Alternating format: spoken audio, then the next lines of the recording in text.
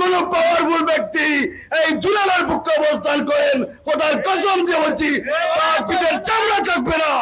গত কয়েকদিন আগে একটা কিশোরী ব্রাহ্মণবাজার ইউনিয়নের পার্শ্ববর্তী এলাকার একজন কিশোরী, যার এখনো 18 বছর পূর্ণ হয় নাই, একটি কুলাঙ্গার, তার নাম জুনেল, সে বিবাহিত, তার বাচ্চা আছে, কিন্তু এত দুশ্চরিত্র।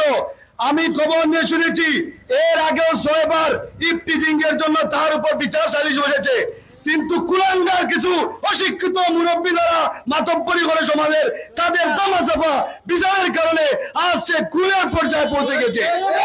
আমি বলতে চাই সেই সব মাতব্বরদের উদ্দেশ্যে, এই ধরনের কুলাঙ্গার যারা ইফতিজার লম্পট, তাদেরকে কখনো সামাজিক ভাবে আপনারা আশ্রয় প্রশ্রয় দিবেন না, না হলে আপনি মাতব্বরের মেয়েকেও সে দর্শন করে কোনো এক সময় হত্যা করতে পারে।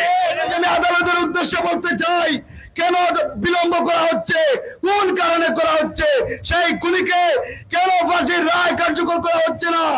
আইনের অনেক ফাঁক ফুকর আছে, আমরা খুব ভালো করে জানি। আমি সাবধান করে দিচ্ছি, এই চৌধুরী বাজার থেকে আমরা সমাজ নিয়ে চলি। যদি কোনো পাওয়ারফুল ব্যক্তি এই জুলালার পক্ষে অবস্থান করেন, খোদার কসম দিয়ে বলছি তার পিঠের চামড়া থাকবে না।